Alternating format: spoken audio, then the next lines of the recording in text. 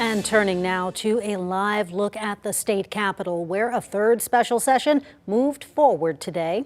Senate Education Committee pushed forward a bill focused on education savings accounts today. KVUE's Ford Sanders joins us now live from inside the state capitol. And Ford, some senators are adamant these ESAs are not the same as vouchers.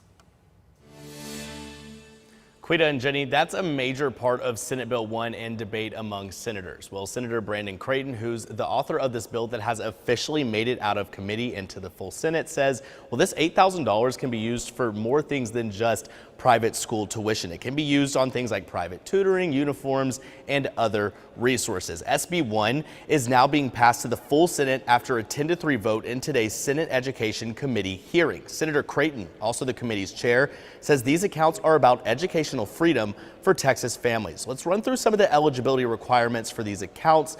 Students enrolled in public schools 90% of the time in the previous year before applying, those entering pre-K or kindergarten, as well as private schoolers who were already enrolled the prior year of their ESA application. Those are some of the guidelines for who are actually eligible for these accounts. Senators, though, had differing opinions on the roots of these ESAs, and some say they're rooted in racism.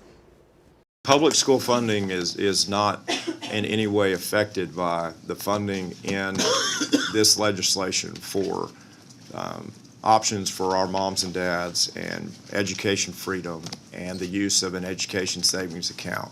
So there to move this forward, would we not want to make sure that if tax dollars are going to be going to some family savings account, that that family have at least the protections that if it applies to a private institution, that they would be protected from discrimination on the basis of race, color, religion, and that sort of thing. Hours of testimony took place in committee. Public comment on all ends of the spectrum was offered, both in support and opposition of Senate Bill 1. Nathan Cunnin with the American Federation of Children is actually a recipient of a voucher-like program in Florida when he was growing up. He says his mother used to write legislators begging for school choice options, and they say that they actually changed his life. The scholarship that I received made my education possible, and I think the flexibility that allowed me to switch from private schools and public schools, both of which I attended, ultimately led me to graduate high school and become the first in my family to graduate from college.